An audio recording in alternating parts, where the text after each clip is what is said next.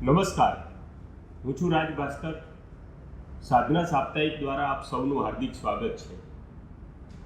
1925માં જેની સ્થાપના થઈ છે તેવું રાષ્ટ્રીય સ્વયંસેવક સંઘ એટલે વ્યક્તિ નિર્માણ કરનાર, રાષ્ટ્ર કાર્યની જ્યોત પ્રજ્વલિત રાખનાર સૌથી મોટું સ્વયંસેવી સંગઠન.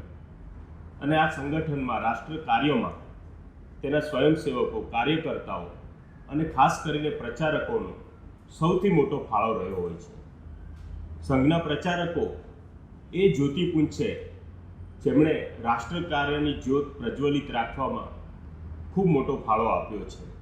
આજે આપણે એવા જ એક પ્રચારક, વરિષ્ઠ પ્રચારક શ્રી હરીશભાઈ નાયકની મુલાકાત કરવાની છે. શ્રી હરીશભાઈ નાયક સંઘના વરિષ્ઠ પ્રચારક તો છે જ, પરંતુ સાધના સાપ્તાહિકના પણ પાયાના પારસમણી છે. સાધનાના પાયામાં તેમનો પરસેવો રહેલો છે. સાધનાના કાર્યકર્તાઓના નિર્માણથી લઈ અને પ્રચાર પ્રસારમાં તેમણે અદ્ભુત કામ કર્યું છે. તેવા શ્રી હરીશભાઈ નાયક સાથે આજે તેમના જીવન વિશે, તેમના સંઘ કાર્ય વિશે, તેમના સાધના કાર્ય વિશે આપણે અવનવી વાતો જાણીશું, તેમના અનુભવો માણીશું. હરીશભાઈ, આપનું સાધના વતી હાર્દિક સ્વાગત છે. નમસ્તે. આપણે મુલાકાત શરૂ કરીએ. હાજી, બહુ સૌ આનંદ. પ્રથમ તો આપના જન્મ, આપના વતન અને પરિવાર વિશે થોડી માંડીને વાત કરો. મારું વતન મહેસાણા જિલ્લામાં વિસનગર ગામ છે. બહુ નાનું સરખું ગામ છે, પરંતુ એ કોઈ ઉદ્યોગ કેન્દ્ર નથી. પરંતુ ત્યાંના શ્રેષ્ઠીઓ એવા છે કે જેમણે શિક્ષણ કાર્ય માટે બહુ સારો ફાળો આપેલો છે. ઘણા વર્ષો પહેલાં ત્યાં કોલેજ પણ હતી. એવું વિસનગર મારું વતન છે. વિસનગર, હા, બરાબર. આપનો અભ્યાસ, શાળાકીય જીવન? સામાન્ય રીતે મારા બાપુજી પ્રાથમિક શાળામાં શિક્ષક હતા, એટલે સ્વાભાવિક નાનપણથી મને ભણવાનો શોખ. એટલે પહેલાં ધોરણથી જ મને સારી રીતે એમણે કેળવણી આપી. એના કારણે ભણવામાં પણ મારી પ્રગતિ બહુ સારી થઈ. 1940માં મારો જન્મ, અને શરૂઆતથી જ બાપુજીના માર્ગદર્શનના કારણે, સારો અભ્યાસ હોવાના કારણે ઉત્તરોત્તર પ્રગતિ કરતો ગયો. 1956માં મેં મેટ્રિકની પરીક્ષા આપી. એ પહેલાં 1952-53માં જ્યારે હું 8મા-9મા ધોરણમાં હતો ત્યારે મને રાષ્ટ્રીય સ્વયંસેવક સંઘનો પરિચય થયો. રાષ્ટ્રીય સ્વયંસેવક સંઘનું નિત્ય કામ એટલે દૈનંદિન શાખા. એ મારા એક મિત્ર બપોરે રિસેસમાં મને કહે કે સાંજે શું કરો છો? મેં કહ્યું સાંજે રમીએ છીએ, નિશાળેથી ઘરે જઈને રમવા જઈએ છીએ. મને કહે કે તમે એમ કામ કરો, મારી સાથે રમવા માટે આવો કાલે. અને એ દિવસથી લગભગ 1952-53થી શાખાની મારી શરૂઆત થઈ. મજાની વાત એવી કે એ મિત્ર તો શાખામાં આવતા બંધ થઈ ગયા, પણ હું ચાલુ રહી ગયો. અને મને એનો ગૌરવ છે કે એ અખંડ રીતે 1953થી સવારી સંઘના સ્વયંસેવક તરીકેની યાત્રા ચાલુ થઈ. એ વખતે નિયમિત હોવાના કારણે મને એક થોડી જવાબદારી પણ સોંપેલી ગટનાયક તરીકેની. તો ગટનાયક તરીકે એટલે એક 7-8 સંશોકોનું એક ગ્રુપ હોય, જેને ત્યાં ગટ કહેવામાં આવે છે. એ ગટની ધ્યાન રાખવાનું. તો એવા ગટનાયકોનો એક વર્ગ હતો. 1955માં આખા ગુજરાતનો એવા ગટનાયકોનો વર્ગ હતો. એ વર્ગમાં મને જવાની રજા મળી ગઈ ગટનાયક હોવાના કારણે. અને 3 દિવસના વર્ગની મારા ઉપર અમિટ છાપ છે. આમ જોવા જઈએ તો ઘણા મોટા મોટા કાર્યક્રમો તો ખૂબ કર્યા, પરંતુ એ વખતની ઉંમર, મારી ઉંમર 13-14 વર્ષની ઉંમર, અને 250 લોકોને એક સાથે સંચાલન કરીને ગણવેશથી એ જે છાપ છે આજે પણ મારા મગજમાં તાજી જ છે. તો ત્યારથી મારી સંઘની યાત્રા ચાલુ થઈ. 1956માં મેં મેટ્રિકની પરીક્ષા આપી. ત્યાર પછી સંઘના કેટલાક વર્ગ થતા હોય છે, પ્રથમ વર્ષ, દ્વિતીય વર્ષ, તૃતીય વર્ષ. તો પ્રથમ વર્ષ 1956માં વડોદરામાં આદિ કન્યા મહાવિદ્યાલયમાં મેં પ્રથમ વર્ષ કર્યું. ત્યાર પછી મારો અભ્યાસ ચાલુ હોવાના કારણે બીજી વાર ઘણો લાંબા સમય પછી મારો બીજો વર્ગનો થઈ શક્યું જવાનું. 1964માં બીજો વર્ષ કર્યો મેં, બીજા વર્ષનું વર્ક કર્યું અને નોકરી વગેરેના કારણે 1968માં તૃતીય વર્ષ કર્યું, જેને બહુ મહત્ત્વનું વર્ષ ગણાય છે. એ સામાન્ય રીતે પ્રથમ વર્ષ દરેક રાજ્યમાં હોય છે, દ્વિતીય વર્ષ છે એ 4-5 રાજ્યોનું ભેગું કરીને એક ક્ષેત્ર હોય છે, ક્ષેત્રનો થતો હોય છે, અને તૃતીય વર્ષ બધાનું આખા ભારતનું એ નાગપુરમાં જ થતું હોય છે. આજે પણ તૃતીય વર્ષ નાગપુરમાં જ થાય છે અને સંઘ બહાર પણ જે સંઘના વિચારોનો ફેલાવો થયો એ લોકોના માટે પણ તૃતીય વર્ષ જો કરવું હોય તો એમને પણ વિદેશમાંથી પણ આજે પણ નાગપુરમાં આવીને તૃતીય વર્ષ કરવાનું હોય છે.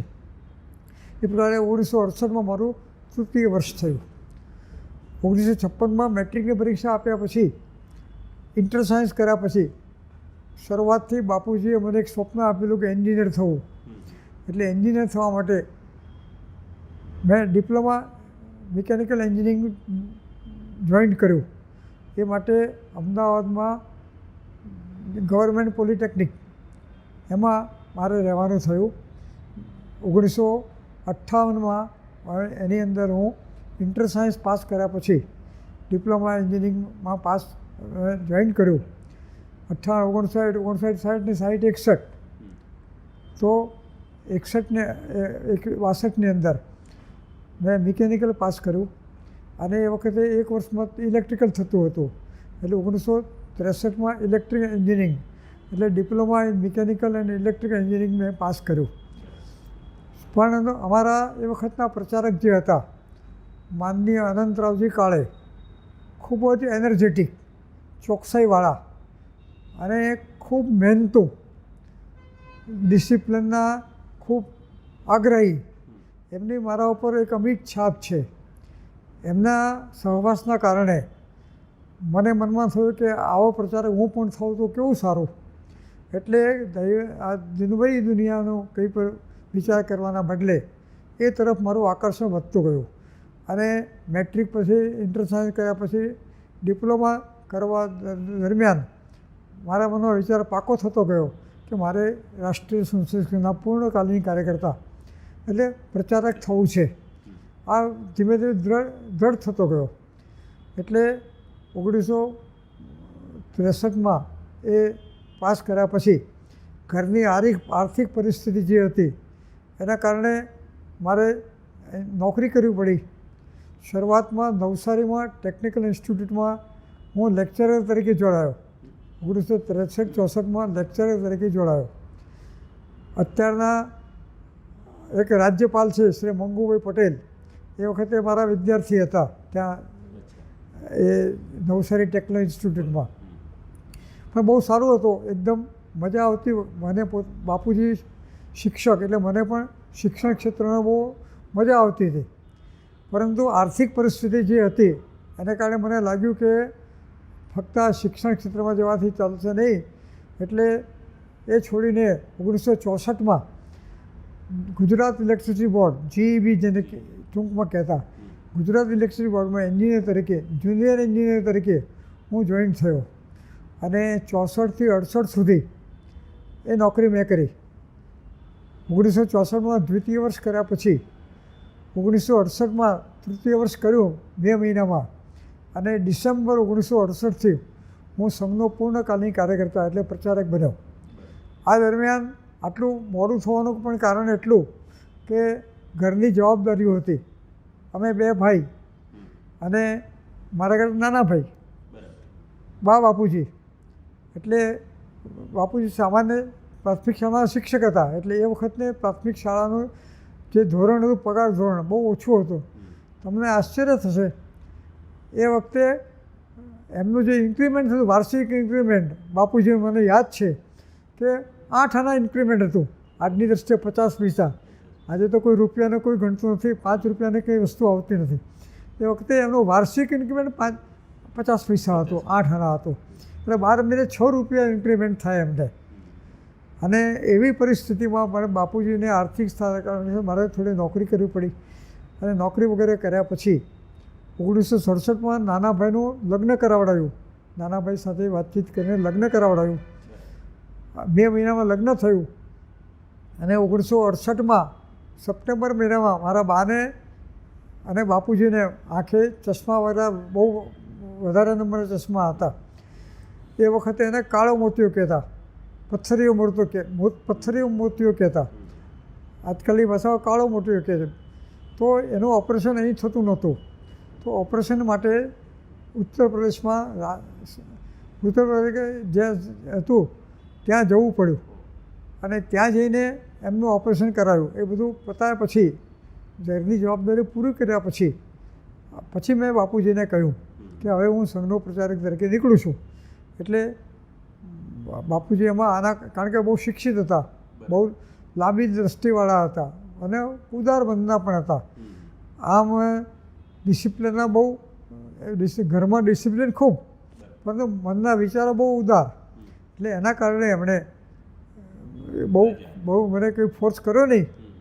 એટલું ફક્ત એમણે કહ્યું મને, કારણ કે મેં જ્યારે રાજીનામું આપ્યું એક તો 3 મહિના પહેલાં એની રાજીનામું આપવું પડતું બોર્ડમાં. 3 મહિના પહેલાં નોટિસ પીરિયડ આપવો પડતો. પ્રચારક થયા પછી એમણે મને કહ્યું કે પહેલાં તમે મને પૂછ્યું હોત કે ભાઈ મારે પ્રચારક થવું છે તો હું તમને એમ કહેત કે 6 મહિના રજાઓ લઈ લો અને 2-3 મહિના કામ કરો, ફાવે તો ચાલુ રાખજો, ના ફાવે તો પાછા આવતા રહે. હવે સ્વાભાવિક છે, જેને કે પૈતૃક ચિંતા, પેટર્નલ વરી, એ પૈતૃક ચિંતાના કારણે આ સ્વાભાવિક છે. પરંતુ મેં મનમાં વિચાર કર્યો કે પાછા આવવાનો જો રસ્તો હોય તો પાછા આવવાનું મન થાય. જેમ શિવાજી મહારાજના આપણો પ્રસંગ ખબર છે કે જે લોકો સિંહગઢ લેવા માટે ગયા ત્યારે સૂર્યાજી એ ત્યાં ગયા અને એના જે મામા હતા એણે પેલા દોરડા કાપી નાખ્યા એટલે સૈનિકોને ઉપરથી પાછા જવાનો રસ્તો જ નહીં રહ્યો, એટલે લડ્યા અને કિલ્લો જીતી લીધો. પાછા જવાનો રસ્તો તો બંધ થાય એટલે એવો રસ્તો રાખવો નહીં. અંગ્રેજીમાં જેને કહેવાય ટુ કટ ધ બ્રિજીસ, હવે રૂઢિપ્રયોગ થાય છે. આ તો સામાન્ય વાત થઈ ગઈ. બાપુજીએ પછી બહુ ઠપકો કોઈ પ્રકારે ઠપકો આપ્યો નહીં. એ સમજતા હતા કે હવે 18 વર્ષની ઉંમર થઈ ગઈ, પછી દરેકને પોતપોતાનો નિર્ણય લેવાની છૂટ છે. એટલે 1968થી પ્રચારક તરીકે મારું જીવન, પૂર્ણકાલીન કાર્યકર તરીકે જીવન ચાલુ થયું. શરૂઆતમાં મને સાબરકાંઠા જિલ્લામાં 3 તાલુકા, ઈડર, ખેડબ્રહ્મા અને ભિલોડા, અને 3 તાલુકાની જવાબદારી સોંપવામાં આવી. એ વખતે વડાલી તાલુકો અલગ નહોતો, એટલે વડાલી ઈડર તાલુકાનો એક ભાગ હતો. અત્યારે વડાલી તાલુકો અલગ છે, પણ આ 1968ની વાત કરું છું. લગભગ 2.5 વર્ષ સુધી મને 1971 જૂન સુધી મેં સાબરકાંઠા જિલ્લામાં ઈડર હેડક્વાર્ટર સાથે 3 તાલુકામાં કામ કરવાનો મને અનુભવ થયો અને તક મળી. પછી જૂન 1971થી મને સ્વતંત્ર રીતે સૌરાષ્ટ્રમાં અમરેલી જિલ્લાનું કામ સોંપવામાં આવ્યું. અને અમરેલી જિલ્લાનું કામ સોંપ્યા પછી એટલે જૂન 1971થી 75 સુધી મેં અમરેલી જિલ્લાનો જિલ્લા પ્રચારક તરીકે કામ કર્યું. આ દરમિયાન મારા બાપુજી 1972માં નિવૃત્ત થયા. એ વખતના પગાર બહુ થોડા, પેન્શન પણ થોડું આવે, એટલે સ્વાભાવિક ઘરમાં થોડી આર્થિક તકલીફ પણ પડે. ભાઈ એમના કુટુંબ સાથે રાજકોટ રહેતા હતા અને બાપુજી વિસનગર રહેતા હતા. નિવૃત્ત થયા પછી એકાદ વર્ષ મેં જોયું કે ભાઈ એમને કેવું છે, શું છે, પેન્શનમાં કેવી તકલીફ પડે છે. તો મને લાગે છે કે એમને બહુ તકલીફ પડે છે, એટલે મારે એમને ભારરૂપ અથવા એમને મદદરૂપ થવું જોઈએ.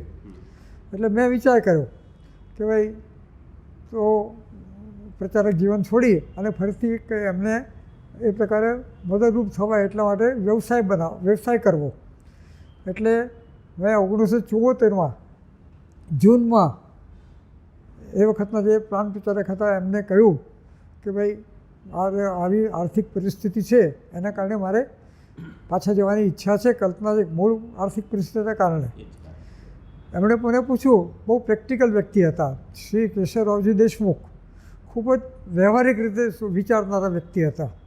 એમણે મને કહ્યું કે તમે ક્યાં જવાનો વિચાર કર્યો, શું વિચાર કર્યો છે? એટલે મેં કહ્યું કે ભાઈ જ્યાં સુધી સંઘનું કામ કરું છું ત્યાં સુધી મેં કોઈ વિચાર જ નથી કર્યો ક્યાં જવું, શું કરવું, ક્યાં નોકરી કરવી, કંઈ વિચાર નથી કર્યો. તો એમણે કહ્યું કે આજથી તમે વિચાર શરૂ કરો, આજથી તમે વિચાર કરો, પ્રયત્ન કરો, અને જેવો તમને લાગે કે તરત તમે વિચારક તરીકે તે વ્યવસાય શરૂ કરી શકશો. તો જેને કે જૂન 1974થી માંડીને છેક માર્ચ 1975 સુધી બાકીના પ્રયત્નો ચાલતા હતા. જે કંઈ અનુકૂળતા લાગી, હું પોતે એન્જિનિયર હતો, એટલે રાજકોટમાં એક ફેક્ટરીમાં એક ઇન્ટરવ્યૂ થયો અને એમાં મારું સિલેક્શન થયું. એ ઇન્ટરવ્યૂ માટે એ વખતે માર્ચ મહિનામાં રાજકોટમાં પ્રચારકોની બેઠક હતી. એ બેઠક પછી મેં જઈ અને પ્રચારક જીવન છોડી એક સંઘના સંશોધક તરીકે એ ત્યાં આગળ ફેક્ટરીમાં જોઈન થયો. મજાની વાત એવી કે હું સંઘને છોડતો નથી કે સંઘ મને છોડતો નથી, ખબર નથી પડતી. 1975 માર્ચમાં હું પ્રચારક જીવન છોડીને ત્યાં ગયો અને 26મી જૂન 1975 કટોકટી આવી. એ દરમિયાન કટોકટી આવી એટલે ફરતી સંઘની શાખાઓ બંધ થઈ, પણ અમારું કામ ચાલુ હતું. ત્યાં આગળ પણ વ્યવસાયી તરીકે, એન્જિનિયર તરીકે કામ કર્યા પછી પણ મારી ત્યાં આગળ 1/3 રાજકોટ, પૂર્વ રાજકોટ એના કાર્યવાહની જવાબદારી હતી. ઉત્તર, દક્ષિણ અને પૂર્વ આવું એમનો જે રાજકોટનું કામ હતું એમાં પૂર્વની મારી જવાબદારી હતી. એ કામ સાથે હું કામ કરતો એટલા સુધી કે મારા ભાઈનું પણ રાજકોટમાં જ નોકરી હતી. અમે બંને એક જ ફેક્ટરીમાં હતા. ફેક્ટરીના માલિક વગેરે પરિચિત હતા અને અમે બંને ભાઈ વિશ્વાસુ હોવાના કારણે અમારા બંનેની ભાઈની શિફ્ટ અલગ રહેતી. મારી શિફ્ટ હતો, ભાઈની સેકન્ડ શિફ્ટ રહે, ભાઈની સેકન્ડ શિફ્ટ ફર્સ્ટ શિફ્ટ હોય, મારી સેકન્ડ શિફ્ટ રહે. એ બંને શિફ્ટ કોઈને કોઈ ભાઈ હાજર હોય. ભાઈનું મકાન ત્યાં હતું, એસ્ટાબ્લિશ થયેલું મકાન હતું, પરિવાર સાથે રહેતા હતા. પરંતુ સંઘનું કામ સારું થાય એટલા માટે મેં મારો જે વિસ્તાર હતો, સંઘના કામનો વિસ્તાર હતો પૂર્વ રાજકોટ, એમાં એક મકાન ભાડે રાખ્યું અને કાર્યાલય તરીકે એનો ઉપયોગ થાય એવી મારી કલ્પના હતી. એટલે પૂરેપૂરી રીતે ભાઈનું મકાન હોવા છતાં પણ કાર્યાલય તરીકે મકાન થાય એટલા માટે ભાડે રાખીને મકાનને હું સંઘનું કામ કરતો. મારા કામના કારણે ફેક્ટરીના લોકો એટલા ખુશ થઈ ગયા. સામાન્ય રીતે કોઈ જગ્યાએ પ્રોબેશન પીરિયડ જે હોય છે 6 મહિનાનો પ્રોબેશન પીરિયડ હોય છે, એના બદલે 3 મહિનામાં જ એમણે પ્રોબેશન પીરિયડ પૂરો કરી દીધો અને રેગ્યુલર તરીકે એમણે મને આ કામ આપ્યું. અને ત્યાર પછી એટલું સારું કામ હતું તો એમણે મને લેખિતમાં જણાવ્યું કે you are allowed to come at any time and to go at any time. આવું એમણે લેખિતમાં આપ્યું. એટલે બાકી બધા લોકો તો બધા જે મજૂરો છે તો સમજી દે મને કે સાહેબ તમારે બહુ મજા ને, ગમે ત્યારે આવવાનું, ગમે ત્યારે જવાનું. મેં કહું ભલા માણસ, આ એવું નથી. આ એનો અર્થ એવો કે મારે પહેલાં તો શિફ્ટ હોય એટલે એને અડધા કલાક પહેલાં આવવાનું, અડધા કલાક પછી જતા રહેવાનું. પણ આ આપ્યું એનો અર્થ એવો કે મારે એના કરતાં વધારે રહેવાનું, વહેલા આવવાનું અને મોડા જવાનું. આ એ તને ખબર પડે છે, આ મજાકમાં જરા. પણ આટલી એ કામના કારણે એ પેલી હતી. એ વખતે પણ મારો સિદ્ધાંત વગેરે હતો. દાખલા તરીકે 15મી ઓગસ્ટ એ પેઇડ હોલિડે હોય છે ફેક્ટરીમાં, કોઈ ફેક્ટરીમાં પેઇડ હોલિડે હોય છે. એ દિવસે એ લોકોએ ફેક્ટરી ચાલુ રાખેલી અને જે કારીગરોને ડબલ પગાર આપેલો. હવે સ્વાભાવિક ત્યાં જાય એટલે કાર્યકર જે કંઈ મજૂર હોય કે એન્જિનિયર એને ત્યાં સહી કરવાની હોય છે.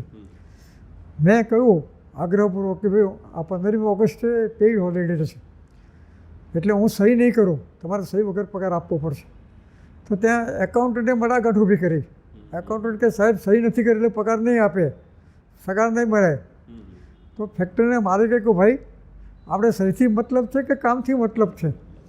કારણ કે એ દિવસે ફેક્ટરીમાં ફ્લેગ હોસ્ટિંગ થાય, તિરંગો ધ્વજ ફરકાવાય. તો એને ફ્લેગ હોસ્ટિંગ મારા હાથે જ થયેલો, મતલબ હું જ એને પેલો હતો ફ્લેગ હોસ્ટિંગ કરાવનાર. એટલે એ તો મારો ડોક્યુમેન્ટ હતો જ કે હું તો ત્યાં હાજર જ છું. એટલે એમણે કહ્યું કે ભાઈ સહીની જરૂર મહત્ત્વનું છે કે કામનું મહત્ત્વનું છે?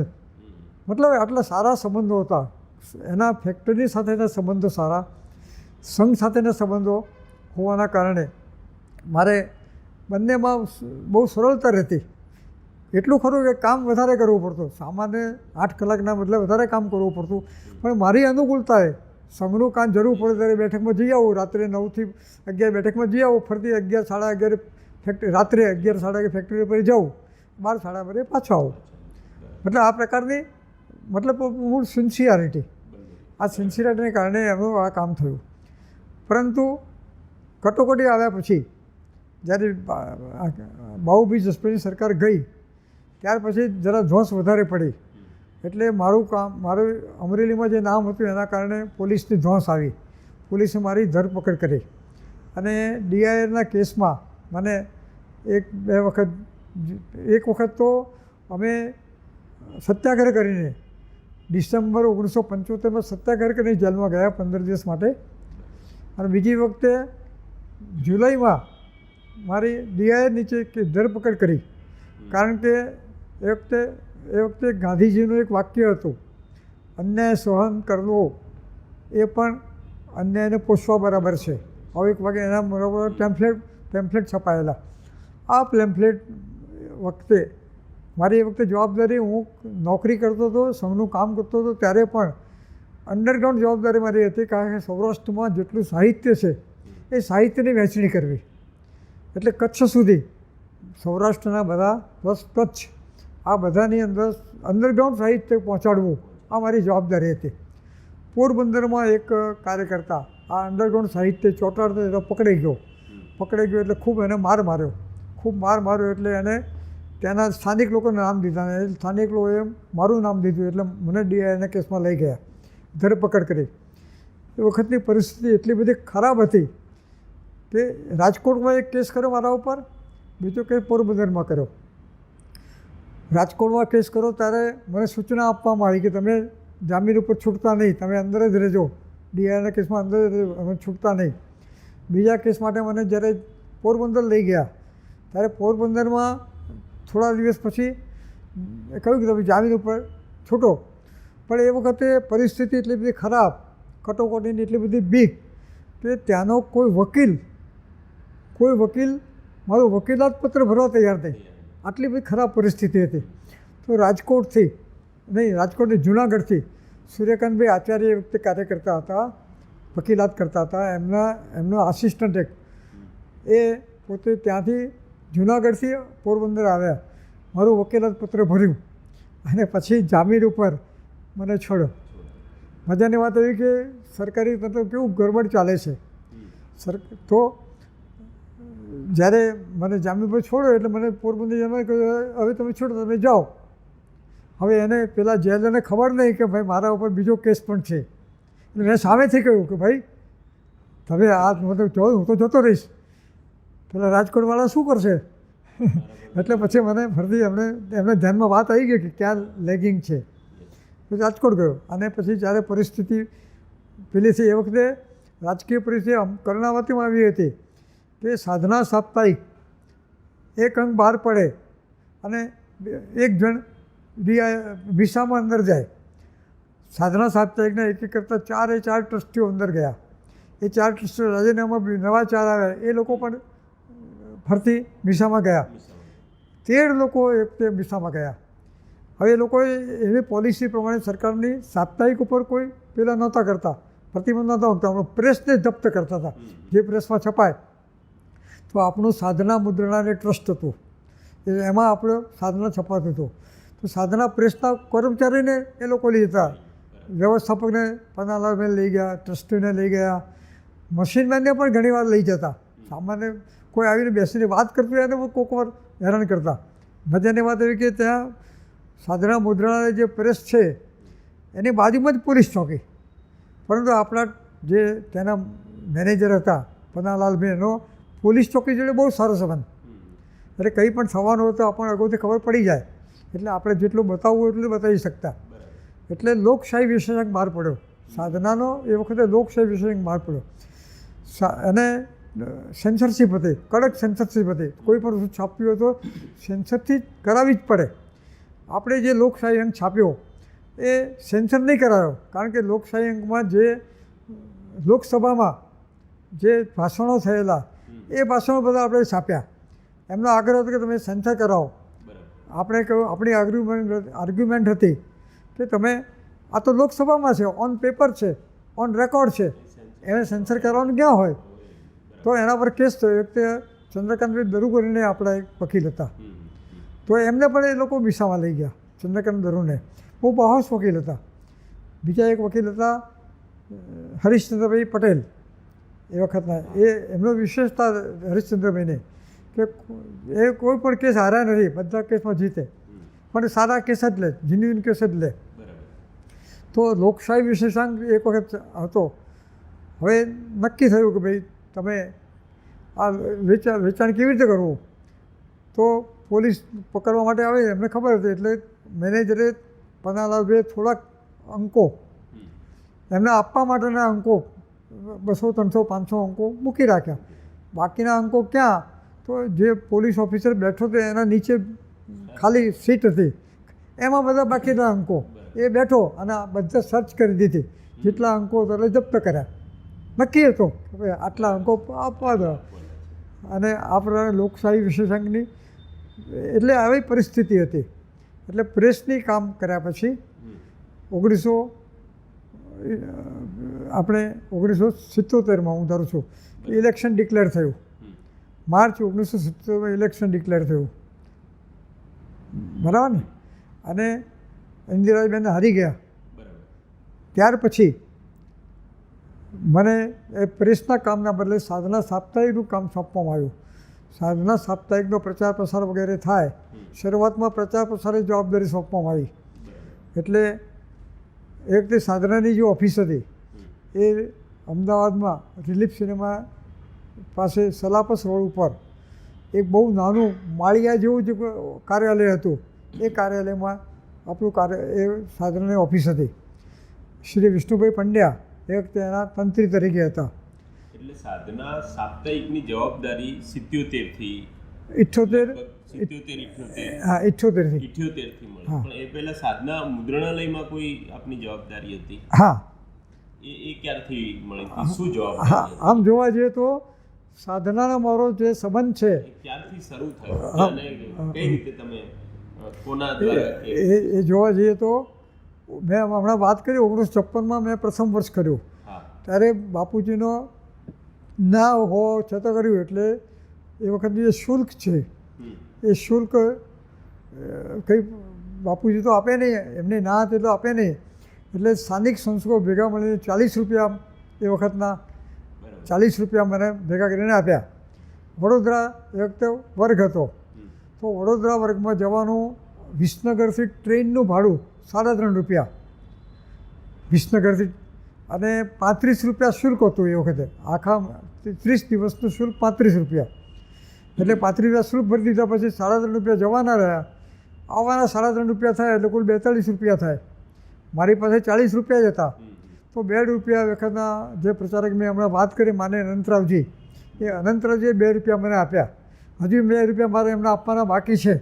2 રૂપિયા પાછા નથી આપ્યા. પરંતુ આજે એટલા માટે હું કહું છું કે સાધનાની શરૂઆત 1956માં થઈ, વિજયાદશમી દિવસેથી. મારો વર્ગ એ પહેલાં થયો. પછી જ્યારે શરૂઆત થઈ ત્યારે ત્યાંના સ્થાનિક પ્રચારક હતા વિસનગરના. એમણે મને કહ્યું કે સાધનાનો પ્રચાર પ્રસારની જરૂર છે તો તમે આ કામ તમે લઈ શકો. એક તે સાધનાની છૂટક નકલની કિંમત 4 આના હતી, 25 પૈસા 4 આના. એમાં જે કામ કરે એને 25% કમિશન મળતું, 1 આનું કમિશન મળતું. તો 4 આના એની એક નકલની કિંમત એ જેટલા કામ કરે તો એ સાધનાનો એ વખતે છૂટક વેચાણ કરીને અલગ અલગ ઘરે ફરીને બધાને આપીને સંશોધકોનો પ્રોત્સાહન તો ખરું જ, પણ એ મહેનત કરીને સાધનાના એક એજન્ટ તરીકે મેં કામ કરીને આજે 40 રૂપિયા કાર્યકર્તાઓએ મને ભેગા કરીને આપેલા. એ કાર્યકર્તાઓ વાળ્યા, પણ અનંતરાવજીના પૈસા જો મેં બાકી રાખ્યા. હવે મારે ઉપર જઈને આપવા પડશે. હવે સાધનામાં પ્રમુખ ટ્રસ્ટી રમણભાઈથી લઈ અને તમે ઘણા વર્ષો સુધી કામ કર્યું છે. જુદા જુદા ટ્રસ્ટીઓ સાથે, કાર્યકર્તાઓ સાથે વાચક સંમેલનો પણ થતા હતા. સાધના પરિવારના એના કર્મચારી મિત્રો, એમાંના કોઈ યાદગાર પ્રસંગ હોય, કોઈ ઘટનાઓ એક બે ટ્રસ્ટી સાથેની? એક તો સાધનાના ટ્રસ્ટી શ્રી રમણભાઈ તો એનો બેકબોન હતા, જાણે કે એ પ્રકારે કરોડરજ્જુ હતા. બાકીના ટ્રસ્ટીઓ પણ બહુ સેલ્ફલેસ કહીએ જેને નિસ્વાર્થ ભાવથી કામ કરતા. માણેકલાલભાઈ પટેલ હા. શરૂઆતમાં એમના પ્રેસમાં સાધના, જ્યારે આપણું પ્રેસ નહોતું સાધનાનું પોતાનું, બરાબર. ત્યારે એમના પ્રેસમાં એ છપાતું અને એક તો સરકારની જે કંઈ તકલીફ હોય અને એ સામનો કરતા. એવા ગીડવાણીજી કરીને એક ટ્રસ્ટી હતા. હા. મજાની વાત કેવી છે કે સાધનામાં વ્યવસ્થાપક તરીકે બલદેવભાઈ પટેલ કરીને એક હતા, બલદેવભાઈ પુરુષોત્તમદાસ પટેલ. કેવી રીતે સાધનામાં આવ્યા એની પર સરસ પેલી મજાની વાત છે. સાધના એકવાર જેને હરીફાઈ રાખી કે સાધના ગ્રાહક કોણ વધારે બનાવે છે. એ હરીફાઈમાં બલદેવભાઈ એ વખતે પ્રાથમિક શાળાના શિક્ષક હતા અને ત્યાં મોટેરા, અત્યારે જે મોટેરા સ્ટેડિયમ છે, મોટેરા ગામ છે, એ ગામમાં રહેતા. તો શિક્ષક તરીકે હતા અને એમણે ગ્રાહકો બનાવ્યા એટલે સૌથી પહેલો નંબર એમનો આવ્યો. તો ગ્રાહકો બનાવવા એટલે સ્વાભાવિક એમને કંઈ ઇનામ આપતી વખતે રમણભાઈએ સ્વાભાવિક કહ્યું કે બલદેવભાઈ તમારે આટલી બધી શક્તિ છે તો સાધનામાં આવી જાઓ ને તમે. તો સાધનામાં એટલે એમણે કહ્યું સારું થાય, હું સાધનાનું કામ કરું. એટલા બધા સરળ હૃદયના માણસ, આ નિસ્વાર્થી માણસ, સંપૂર્ણ નિસ્વાર્થી. એટલા બધા નિસ્વાર્થી કે જ્યારે સાધનામાં નક્કી થયું કે ભાઈ સાધનામાં કોઈ નિવૃત્તિ મર્યાદા હોય છે, નિવૃત્તિ મર્યાદા, તો નિવૃત્તિ મર્યાદા જ્યારે નક્કી થઈ, નિવૃત્તિ મર્યાદા વખતે એમને ઓન પેપર છૂટા કર્યા. પછી પાછું ચાલુ રાખ્યા એમ તરીકે અમે તો ઓન પેપર છૂટા કર્યા. ત્યારે એમને જે કંઈ ગ્રેજ્યુએટી વગેરે આપવાની થાય એ આપતી વખતે એમણે એમ કહ્યું એક તો સામાન્ય 200-300 રૂપિયા માસિક એનો પગાર હશે કદાચ, પણ એટલામાં પણ જે કંઈ ગ્રેજ્યુએટી આપવાની હતી એ તો એમણે તરત પહેલું રિએક્શન આ હતું કે ભાઈ સાધનામાં તો હું લેવા કંઈ આવ્યો નથી, આપવા આવ્યો છું, એટલે મારા આ ગ્રેજ્યુએટી પણ ના જોઈએ, સાધનાના કર્મચારીઓને તો વેચી દો. પરંતુ મને ખબર હતી એમને 3 દીકરીઓ જ છે, દીકરો નહોતો, એટલે એમની બાકીની પરિસ્થિતિ ધ્યાન રાખી મેં એ વખતે એમની જે રકમ હતી એમના ખાતે જમા રાખી. શું સાધનામાં લેવાના બદલે ત્યાં જમા રાખી, જેથી જો એમના ખાતે એમના બલદેવભાઈનું એટલું ઉદ્ધત જીવન હતું. આંતરબાહ્ય એક હતા. VS હોસ્પિટલની સામે એક વૈદરાજ હતા, એ નાડી જોઈને નિદાન કરતા. એ અગાઉથી કહી દેતા કે તમને 4 દિવસ પહેલાં તાવ આવ્યો છે, તમને આ પ્રકારે થયું છે. અને એ એટલું બધું પોતાની ચરી પાળવામાં ચુસ્ત હતા. એ કે ચરી પાળો તો જ તને દવા કરું, નહીં કરું. અને એની ચરીમાં દૂધ અને દૂધની આઈટમ બંધ કરી દેવાની અને ખટાશ નહીં ખાવાની. એકવાર હું ગયો અને બલદેવભાઈને લઈ ગયો અને અહીંયા આપણે તો દુખાવો રહેતો હતો. એમની નાડી જોઈને એમણે કહ્યું કે તમારે એટલા સરળ માણસ મેં કોઈ જોયા નથી. વૈદરાજે સામેથી કહ્યું કે તમારા જેવા સરળ માણસ કોઈ જોતા નથી, મેં અત્યાર સુધી કોઈ જોયા નથી, આટલા બધા સરળ માણસ છો. નાડી જોઈને કહ્યું અને કહ્યું કે તમે વાંધો નહીં, સવાર સાંજ એક પાસે દૂધ પીવા તો કંઈ વાંધો નહીં. સામેથી એમણે એટલી બધી એમની સરળતા હતી બલદેવભાઈને. એટલે સાધનાને બહુ સારા કાર્યકર્તાઓ પણ સાધનાના કારણે મળે આપણને. બરાબર. જે કાર્યકર્તાઓનું આખું ગ્રુપ છે, મોડેલ છે, એટલે અને તમે ઘણો બધો પ્રવાસ કર્યો છે સાધનાના પ્રચાર પ્રસારના કામ વિશે મોટરસાઇકલ પર, એની થોડી વિગતે વાત કરો. શરૂઆતમાં મને 1978થી 80 સુધી 79 સુધી સૌરાષ્ટ્રમાં કામ સોંપ્યું. કારણ કે રાજકોટથી આવે તો લોકો મને સૌરાષ્ટ્રના ગણતા. સૌરાષ્ટ્રમાં કાર્યકર્તાઓની સાથે રાખીને ગ્રાહકો બનાવવા, વધુમાં વધુ ગ્રાહકો, કારણ વાંચનાર લોકો છે એટલે ગ્રાહકો બનાવવા. આ પ્રકારે 79 સુધી ચાલ્યું. 79માં જ્યારે મોરબીમાં પૂર આવ્યું, ત્યારે મોરબીના પૂર વખતે 1 મહિનો મારે ત્યાં મોરબીના રોકાવાનું થયું. અને ત્યાર પછી મને 80 સુધી સૌરાષ્ટ્રનું જ કામ સોંપ્યું. પરંતુ 81માં અચાનક ત્યાંના જે કાર્યકર્તા સંભાળતા હતા અજીતભાઈ કરીને, એમને બીમાર પડવાથી એ કામ મને સોંપ્યું એટલે મારે મુંબઈ જવું થયું. એટલે 81 પછીથી મારે મુંબઈ જવાનું થયું. આ 3-4 વર્ષના અનુભવના આધારે મનમાં વિચાર આવ્યો કે જો હું એકલો કામ કરીશ તો રોજ એક ગામ ફરું, એક ગામમાં ગ્રાહક મારા બનાવવાના હોય તો એક ગામમાં 25-30 ગ્રાહક બને અને એક દિવસમાં એક ગામ કરું તો વર્ષમાં 300 ગામ જ થાય, વધારે ગામ ના થાય. વધારે કામ કરવા માટે કાર્યકર્તાઓની ટીમ ઊભી કરવી પડે, એક નેટવર્ક ઊભું કરવું પડે. આવો મારા મનમાં વિચાર આવ્યો. આ વિચાર આવ્યો એટલે મેં ટ્રસ્ટી સમક્ષ મૂક્યો. એમણે કહ્યું બરાબર છે, અને એટલે એ પ્રકારે મારો પ્રવાસ ચાલુ થયો. એટલે ટ્રસ્ટીઓ નક્કી કર્યું કે મને એક વાહન આપવું, મોટરસાઇકલ આપવી, આવું નક્કી કર્યો. બલદેવભાઈને કેટલી સૂઝ, બલદેવભાઈ પોતે કેટલા બધા આંતરબાહ્ય એક એના કરતાં સ્વયંસેવક તરીકે કેટલી સૂઝ. એમણે કહ્યું કે ભાઈ હરીશભાઈ છે સંઘના પ્રચારક છે, એમને વાહન વાપરવું કે નહીં એ આપણે નહીં, સંઘે નક્કી કરવાનું. ભલે આપણે વાહન આપીએ પણ સંઘે નક્કી કરવાનું.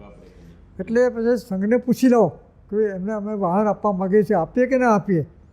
એટલે કેટલી બધી, અને એક પોતે પણ એટલા સિન્સિયર કાર્યકર્તા હતા કે 48નો જ્યારે પ્રતિમત આવ્યો એ પહેલાં રાત દિવસ 15 દિવસ સુધી આખી રાત જાગે જાય, અંડરગ્રાઉન્ડ કામ કર્યું. પકડાઈ ગયા પછી એમણે કહ્યું, હું પકડાઈ ગયો પછી ત્યાં જેલમાં 72 કલાક સુધી સળંગ ઊંઘ્યા જ કર્યું મેં. આટલા બધા સખત મહેનતુ માણસ પટેલ પણ હતા, અને ખરેખર બહુ મહેનતુ. શરૂઆતમાં તો પોતાનો લીવના લઈને પછી આખા ગુજરાતનો પ્રવાસ કરતા. અને એમના પછી મને નક્કી કરવામાં આવ્યું કે મોટરસાઇકલ તમને આપવામાં. 81થી પછી મને 2 વ્હીલરની વ્યવસ્થા કરવામાં આવી. કેટલો પ્રવાસ કર્યો હશે સાધનાના કામ માટે ગુજરાતમાં અંદાજિત? હવે કેટલો એટલે કિલોમીટરમાં આમ જોવા જઈએ શરૂઆતમાં મેં કહ્યું એના 3 તબક્કા ગણી શકાય. 80 સુધીનો એક તબક્કો, 81થી 87 સુધીનો બીજો તબક્કો, 87થી 95 એ ત્રીજો તબક્કો, અને 85થી 90 ચોથો તબક્કો. એ તો 80-81 સુધી તો સૌરાષ્ટ્રમાં હતો. 81થી આખા ગુજરાતમાં ફરવાનું થયું. પણ ફક્ત ગ્રાહકો અને એની સાથે જાહેર ખબર તો જોઈએ જ. જાહેર ખબર અને પ્રચાર પ્રસારની જવાબદારી સંભાળતો હતો. એક વખતે એવું થયું કે જે એકાઉન્ટન્ટ, ચાર્ટર્ડ એકાઉન્ટન્ટની ભૂલના કારણે સાધનાને કેટલોક ઇન્કમટેક્સમાં ભરવાનો વારો આવ્યો, ખોટી રીતે ઇન્કમટેક્સ આકારવામાં આવ્યો. એટલે એટલું ધ્યાન રહ્યું નહીં. એટલે પછી મને વિચાર થયો કે ભાઈ આપણે એમાં પણ ધ્યાન આપવું જોઈએ. એટલે 87 પછીથી ઓફિસ ઉપર પણ ધ્યાન આપવાનું મેં શરૂઆત કરી. 81 સુધી ફક્ત પ્રવાસ કરતો, 87થી 95 સુધી મને પછી એના ઉપર થોડું ઓફિસ ઉપર ધ્યાન આપવામાં આવ્યું. એક મને વિચાર થયો કે કાર્યકર્તાઓની તકલીફો શું અને ઓફિસમાં બેઠેલાની તકલીફો શું, તો આ બંનેનું સામંજસ્ય સર્જાય, બંને એકબીજાને સમજી શકે.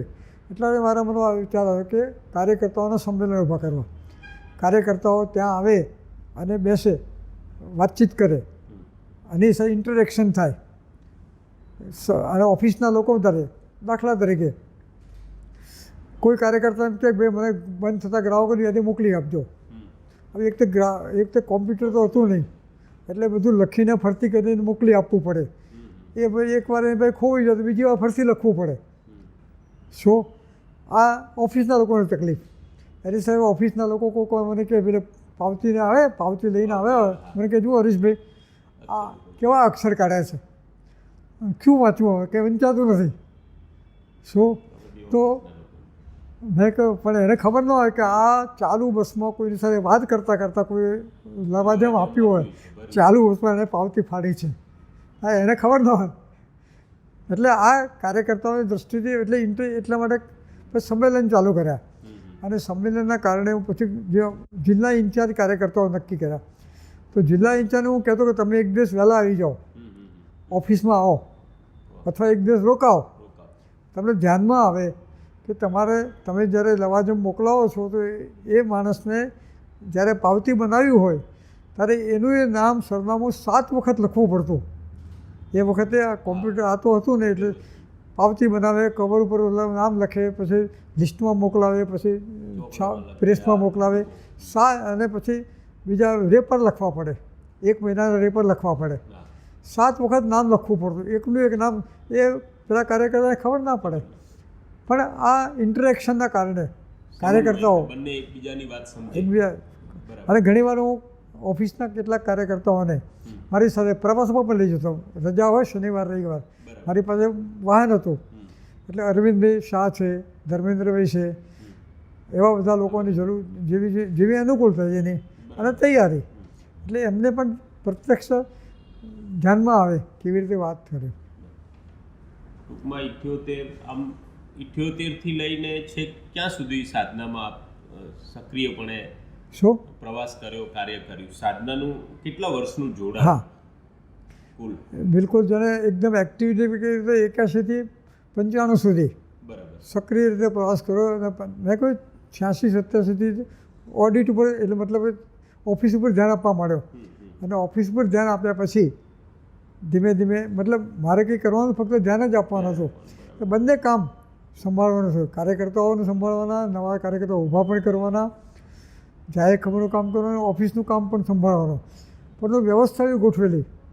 દાખલા તરીકે કોઈ કાર્યકર્તા મને કહે કે તમે મને જઈને આટલી યાદી મોકલી આપજો, એટલે હું મારી સાથે પોસ્ટકાર્ડ રાખતો. સાધનાનું સરનામું કોઈ મૂકો, આવા પોસ્ટકાર્ડ લખી નાખ કે મારે તને શું શું વસ્તુ આપવાની. એટલે એ હશે, મને કહે કે તમને કહું છું પછી લખવાની શું જરૂર? મેં કહ્યું ના, તું લખી રાખ, આ પોસ્ટકાર્ડ ત્યાં પડ્યું રહેશે, જ્યાં સુધી એનો ફોલોઅપ નહીં થાય ત્યારે પોસ્ટકાર્ડ મારા ટેબલ ઉપર પડ્યું રહેશે. અત્યારે હું અહીં છું, મારા મનમાં તમારા અથવા તમારું ગામ અથવા તમારો જિલ્લો જ છે. હું ઓફિસમાં બેસી ત્યારે મારા મગજમાં આખું ગુજરાત આવશે. એટલે આ બધું યાદ રહે એટલા એવું સિસ્ટમેટિકલી બધા કાર્યકર્તાઓમાં ટેવ પાડી. નહીં તો આપણા ત્યાં સામાન્ય સંઘના લોકોને એવું છે કે કામ ખૂબ કરે, ઓન પેપર કશું મળે નહીં. એટલે આ પ્રકારનો જે પદ્ધતિ ધીમે ધીમે ઓન પેપર રાખવી પડે, સિસ્ટમેટિક કામ પણ કરવું પડે. સંઘ કાર્ય એ પણ એક સાધના છે અને સાધના એ પણ એક સંઘ કાર્ય છે. એટલે આપણી જે વાતો છે એ સંઘ ને સાધના બધાની આસપાસ જ ફરશે. ફરી વખત પ્રચારક વાળી વાત ઉપર આવું તો પ્રચારક તરીકે તમારું ઘડતર કરવામાં કયા કયા મહાનુભાવોનો વિશેષ ફાળો રહ્યો? કંઈ સંસ્મરણો હોય તો એ કહો. શરૂઆતમાં તો મેં વાત કરી માનનીય અનંતરાવજી કાળે, એમની સારામાં સારી મોટી અસર હતી. અને ત્યાર પછી એ વખતના પ્રાંત પ્રચારક શ્રી કેશવરાવજી દેશમુખ, એમની બહુ દીર્ઘદ્રષ્ટિ બહુ હતી. તમને એક દાખલો આપું કેવી દીર્ઘદ્રષ્ટિ. કટોકટી પછી હેડગેવાર ભવન, જે જૂનું હેડગેવાર ભવન, ત્યાં અમે રહેતા. એકવાર કેશવરાવજીએ કહ્યું કે ચલો મારી સાથે સ્કૂટર લઈ લો. એટલે સ્કૂટર લઈને અમે ગયા, મણિનગર 4 રસ્તા પાસે ગયા અને એક મકાન બતાવ્યું મને દૂર. આ મકાન કેવું છે? મેં કહ્યું સરસ મકાન છે, એકદમ સારું, ખૂણા ઉપર, સ્ટેશનથી નજીક છે, મણિનગર સ્ટેશન નજીક છે. તો મને કે કાર્યાલય તરીકે કેવું રહે? મેં કહ્યું કે આવડું મોટું આપણું હેડગેવાર ભવન તો છે એ વખતને. અને એ કહે ના, આ છે ને, આ કાર્યાલય ફક્ત વિદેશના લોકો માટે બનાવવાનું, કારણ કે વિદેશના જે કાર્યકર્તાઓ આવે છે, હવે એ જો આ કાર્યાલયમાં રહેતો હોય એને અનુશાસનમાં પાડવું પડે. અનુશાસનમાં એમને ફીટ બેસે જ, પણ વિદેશના કાર્યકર્તાઓ માટે એમના જ પૈસાથી, એમના જ ફંડથી કાર્યાલય ઊભું કરવું અને આ પ્રકારે કરવું, આવી એમની દીર્ઘદ્રષ્ટિ હતી. બીજી એ વાત કરું, એક જ્યારે અમરેલી જિલ્લામાં પ્રચારક હતો ત્યારે બહુ સહજતાથી પ્રાંત પ્રચારક સાથે બધી વાતચીત થઈ શકતી. જેમ રમણભાઈ સાથે તમે સરળતાથી વાતચીત કરી શકતા, એટલી સહજતા અમે વાતચીત કરતા હતા. તો એક વખતે અમે અમરેલી કાર્યાલયમાં બેઠા હતા અને દેશમુખજીએ પૂછ્યું કે અત્યારે કેટલી જગ્યાએ શાખા ચાલે છે? મેં કહ્યું અત્યારે 7 જગ્યાએ શાખા ચાલે છે. પહેલાં કેટલી જગ્યાએ હતી? તો પહેલાં મેં કહ્યું 10 જગ્યાએ શાખાઓ હતી. તો એમણે કહ્યું કે 10 જગ્યાએ શાખા ચાલુ કરી દો તમે. આવું એમણે મને, એટલે આ 75-76ની વાત છે, આ 75 નહીં, 72-73ની વાત છે. આવું કામ કરી દો એટલે 10 જગ્યાએ ચાલુ કરી દો. એટલે હું જરા મને આમ હસ્યો, મલકાયો. મને કે કેમ, શું થયું? મેં કહું દેશમુખજી, આ 7 છે ને, એમાંથી 5 જ શાખાઓ હતી. એ તો પાટિયા જ છે. પાટિયા એટલે ખાલી બોર્ડ જ હોય, ધંધો ના ચાલતો હોય, એનું નામ પાટિયા. તો એટલે 5 શાખાઓ સારી છે, 2 શાખાઓ આવી છે. તો એમણે એ વખતે કહ્યું કે પાટિયા તો પાટિયા, 10 શાખો ચાલુ કરી દો. હવે આ મારા વખતે એક તો બિલકુલ નહીં ઉતર્યું. સંઘનો પ્રચારક હોવા છતાં, આટલા વર્ષનો અનુભવ છતાં, પરંતુ જ્યારે સાધનાના કામ માટે નીકળ્યો અને સાધના કામ માટે જ્યારે પ્રચાર પ્રસારની વાત આવીને બધા પ્રવાસ કરતો ત્યારે મારા ધ્યાનમાં આવ્યું કે ભાઈ સંઘની વાત જો આપણે કરવી હશે તો સાંભળનાર લોકો જોઈશે, એટલા સ્થાન જોઈશે, અને એવા સ્થાન ઊભા કરવા માટે આપણે જેને પાર્ટીએ કહેતા પણ એવા સ્થાન વધુ લોકો જોડે સંપર્ક કરવો, એટલે સંઘની અંદર માસિક મિલન શરૂ થયા. દર મહિનામાં એકવાર ભેગા થવું, મળવું. એટલે અમે પ્રચારકની ભાષામાં કહીએ, દાખલા કે બસમાં જતા હોઈએ, કોઈ નવા સ્થાને જવું હોય તો સ્વાભાવિક બેઠા ક્યાં જવું છે, આ ગામ જવું છે કે કોના ત્યાં જવું છે, ક્યાં જવું છે, એમ સ્વાભાવિક પૂછે ને, સ્વાભાવિક એ ગામનો માણસ સ્વાભાવિક પૂછે. એટલે અમે મજાકમાં કહેતા કે ભાઈ થેલી મૂકવાની જગ્યા જોઈએ. ઘણી વાર તો એવું બને કે બસમાં ઉતરે ફલાણા ભાઈને ત્યાં કહું દુકાનો પર ભાઈ મૂકું છું, પછી આવું છું, હા આંટો મારે બધા મળીને પાછળ બીજી બસમાં પાછા જતા રહો, પણ થેલી મૂકવાની જગ્યા જોઈએ. એટલે આવું સ્થાન જોઈએ, આવી એમની દીર્ઘદ્રષ્ટિ હતી દેશમુખજીની. અને આ દેશમુખજીની દીર્ઘદ્રષ્ટિનો લાભ એ વખતના બધા પ્રચારકોને મળ્યો, જેમની ઓબ્ઝર્વેશન કરી શક્યા એમનો લાભ મળ્યો. ખૂબ વ્યવહારિક માણસ હતા. સાધનાના કે અન્ય કોઈ નાના સામાન્ય કાર્યકર્તા હોય એના કોઈ અનુભવ કે તમે એનાથી પ્રભાવિત થયા હો, એનું કોઈ કાર્ય કે એવી કોઈ ઘટના? હા, સંઘના સંશોકોનું ચારિત્ર કેવું હોય છે, તો સમાજમાં કેવી છાપ હોય છે, અને સાધનાના કાર્યકર્તાઓનો પણ. એટલે દાખલો મને મારા પર બહુ અમિટ છાપ મૂકી ગયો છે. રાજકોટમાં કાર્યાલય પર રોકાયો હતો. રાત્રે બેઠકમાં કેટલાક સંશોકો બેઠક માટે આવેલા, સંઘની બેઠક હતી, બેઠકમાં આવેલા. મારો પરિચય થયા પછી એક સંશોકે મને કહ્યું કે આવતીકાલે સવારે મારી પાસેથી તમે સાધનાનો લવાજમ લઈ જજો. સારું, મેં સરનામું લઈ લીધો. સ્વાભાવિક છે, વેપારી માણસ છે, સવારે 10 વાગ્યા પહેલાં કોઈ પૈસા આપે નહીં. વેપારી માણસ તો એવું છે, પૈસા એકવાર પૈસા આવે પછી આપે. હા, આ સ્વાભાવિક પદ્ધતિ છે. તો હું 10-10:30 વાગે લગભગ ગયો ત્યાં, 10:30 વાગે તો જોયું તો એની દુકાન બંધ હતી. સ્વાભાવિક બીજા કોઈ હોય તો સ્વાભાવિક છે કે દુકાન બંધ એટલે પાછા આવ્યા કે બીજી વાર જઈશું. પણ મારી પદ્ધતિ પ્રમાણે મેં બાજુમાં દુકાનદારને પૂછ્યું, બાજુની દુકાનને, કે ફલાણા ભાઈની દુકાન આ જ છે કે આ જ દુકાન છે? તો મેં કહ્યું તમે એટલું કહેજો કે સાધનામાંથી હરીશભાઈ નાયક મળવા આવ્યા હતા. સાધના નામ સાંભળીને એણે પૂછ્યું કે એમ સાધના સાપ્તાહિકમાં તમે આવો છો? મેં કહું હા, શું કામ હતું? મેં કહ્યું કે એમણે મને કહ્યું હતું સાધના લવાજમ મારી દુકાનથી આવીને તમે લઈ જજો, એટલે હું લવાજમ લેવા માટે આવ્યો છું. કે એમ એમણે કહ્યું હતું તો હું લવાજમ આપી દઉં, મારો કોઈ પરિચય નહીં, એ કાર્યકર્તા મને ઓળખે નહીં, હું એને ઓળખે નહીં, પરંતુ જે કાર્યકર્તા એની બાજુમાં હતો, 4 દિવસ સાથે રહેતો, એની કેટલી મોટી છાપ અને સાધનાની છાપ, એના કારણે એ આટલી બધી બિલકુલ કોઈ જાતનો ઓળખાણ વગર સામેથી લવાજમ આપી દીધું. આવી બીજી એક સાધનાની છાપ નરેન્દ્રભાઈએ પોતે કહેલી વાત છે. હાલના વડાપ્રધાન નરેન્દ્રભાઈ મોદી એકવાર વડોદરા સ્ટેશન ઉપર બેઠા હતા, ગાડીની રાહ જોતા હતા, અને ત્યાં આમ સાધના વાંચતા હતા. તો એક ભાઈ ત્યાં આવ્યા અને કહ્યું કે આ મારો સામાન જરા મૂકું છું, સાચવજો, હું ટિકિટ લઈને પછી આવું છું. એટલે એમને તો કંઈ વાંધો હતો ને, વાંચતા હતા ને ભાઈ ટિકિટ લઈને આવ્યા, એને સામાન પછી પોતાનું સંભાળી લીધું. એક તે નરેન્દ્રભાઈએ પૂછ્યું કે ભાઈ તમે મને ઓળખતા નથી, હું તમને ઓળખતા, તમે મને આ સામાન કેમ સોંપ્યો? આવું એમણે પૂછ્યું. તો એ ભાઈએ એમ કહ્યું કે ભાઈ તમે સાધના વાંચતા હતા ને, સાધના વાંચતા કેવા હોય એ મને ખબર છે, એટલે સાધનાના કારણે તમારા પર મેં વિશ્વાસ મૂક્યો. આ નરેન્દ્રભાઈ પોતે કહેલી વાત છે. સંઘ કાર્યનો અત્યારે જે રીતે આગળ વધી રહ્યું છે એનો વ્યાપ, એના વિશે હજુ ભવિષ્યમાં ક્યાં જોઈ રહ્યા છો તમે સંઘ કાર્ય? એવું છે, સંઘ કાર્યના આયામો એક પછી એક વધી રહ્યા છે. સાદી ભાષામાં દત્તોપંતજી ઠેંગડી, જે આપણા સારા પ્રચારક અને સારા વિચારક હતા, ચિંતક, એમના શબ્દોમાં કહીએ તો પ્રોગ્રેસિવ એન્ફોલ્મેન્ટ છે. શરૂઆતમાં શાખાઓ પર આવનારા નાના વિદ્યાર્થીઓ હતા અને ફક્ત શારીરિક જ ચાલતું હતું. અમારા જેવી ઉંમરના લોકો પણ ફક્ત પહેલાં શાખામાં રમવા જ આવ્યા. શાખા એટલે શું, સંઘ એટલે શું, કંઈ ખબર નહીં, ફક્ત રમવા આવ્યા. પણ ધીમે ધીમે ઘડતર થતું ગયું અને એવું ઘડતર થતું ગયું જે વ્યક્તિને પોતાને પણ ખબર ના પડે એનું ઘડતર થઈ રહ્યું છે અને ઉત્તરોત્તર એને પ્રગતિ થાય. એની અંદર ઘણા પરિબળો કામ કરે.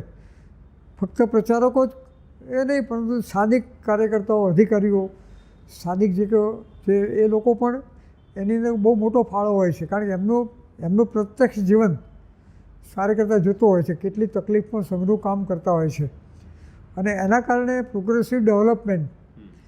પહેલાં તો શરૂઆતમાં તમને એક દાખલો આપો. આપણા સરસંઘચાલકે માનનીય સુદર્શનજી હતા. એમણે એકવાર પ્રચારક બેઠકમાં કહેલું કે હું જ્યારે અખિલ ભારતીય શારીરિક પ્રમુખ હતો ત્યારે એમ કહ્યું કે શાખામાં 1 કલાકની શાખામાં શારીરિકનો સમય વધારે આપો, વધારે ઘડતરની જરૂર છે, આમ તે તેમ.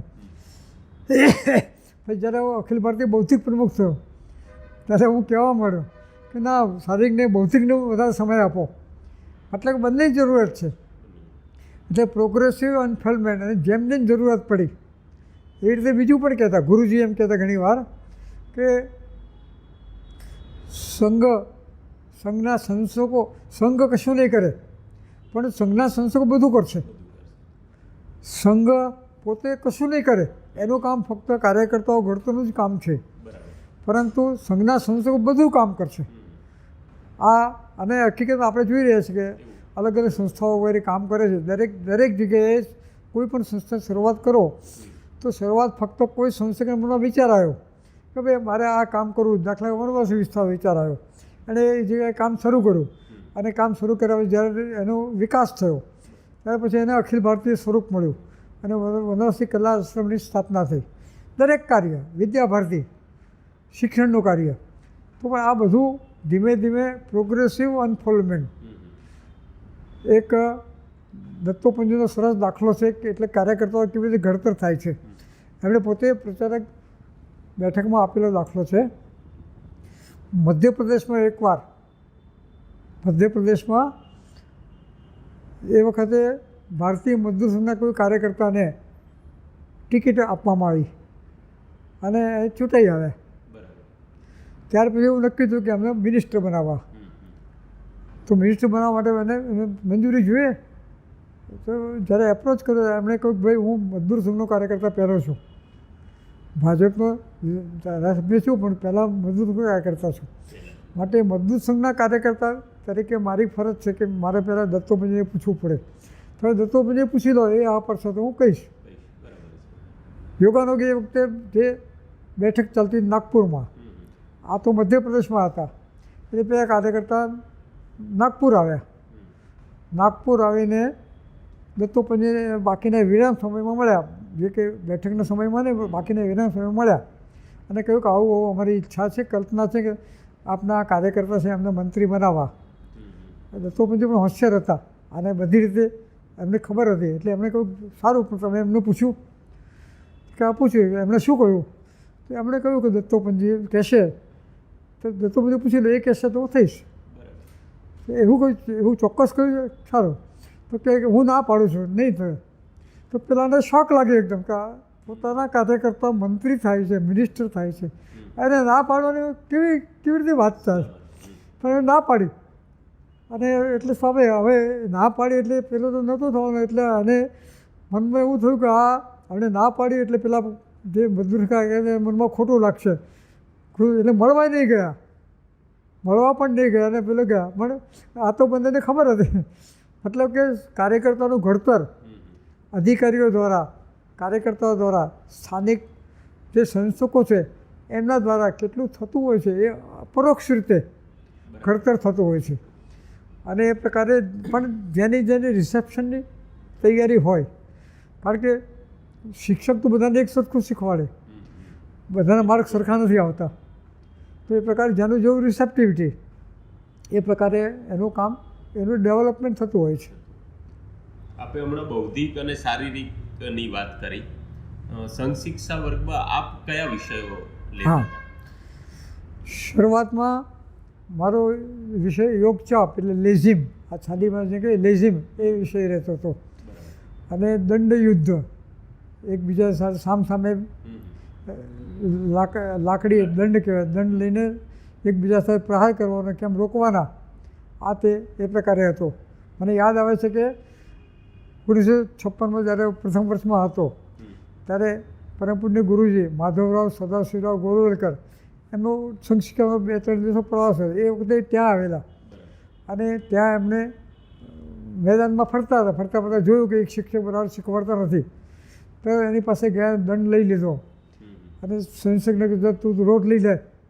અને સરસંઘ ચાલી એ પોતે એને કે આવી રીતે શીખવાડે, એટલે આટલી ચિંતા કરતા. ગુરુજીની વિશેષતા હતી. એ ગુરુજીની એક બીજી વિશેષતા, આ તો આની સાથે સંલગ્ન છે કે ખબર નહીં, પણ જ્યારે મહાત્માજીનું અવસાન થયું, ખૂન થયું અને પછી સંઘ ઉપર પ્રતિબંધ આવ્યો. પ્રતિબંધ આવ્યા પછી ઉઠ્યા પછી ગુરુજીનો દિલ્હીમાં સત્કાર સમારંભ થયો. દિલ્હીમાં બહુ મોટી મિટિંગ હતી અને પત્રકાર પરિષદ હતી. એ વખતે બધા પત્રકારો ભેગા થયા. એક તે દયાભાઈ પટેલ કરીને એક પત્રકાર હતા, તો એમણે એમ કહ્યું કે બધાને કહ્યું કે એક મિનિટ ધ્યાન રાખો, હું પહેલો પ્રશ્ન મને પૂછવા દેજો અને હું પૂછી એવો પ્રશ્ન છે કે ગુરુજી હા પડશે તો ફસાઈ જશે, ના પડશે તો ફસાઈ જશે. તો પહેલાં મને બાકી પછી જેને જે પૂછવું એ પૂછજો. બધા એગ્રી થઈ ગયા. બેઠા ગુરુજી આ ઔપચારિક વાત થયા પછી પહેલો પ્રશ્ન એમણે પૂછ્યો, મહાત્માજીના ખૂનના કારણે સંઘ ઉપર આક્ષેપ હતો, એમાંથી સંઘ બિલકુલ પરિપૂર્ણ બહાર આવ્યો અને એની પહેલી પત્રકાર પરિષદ. આ સિચ્યુએશનમાં એમણે પ્રશ્ન પૂછ્યો, do you consider Mahatma Gandhi as રાષ્ટ્રપિતા ઓર નોટ?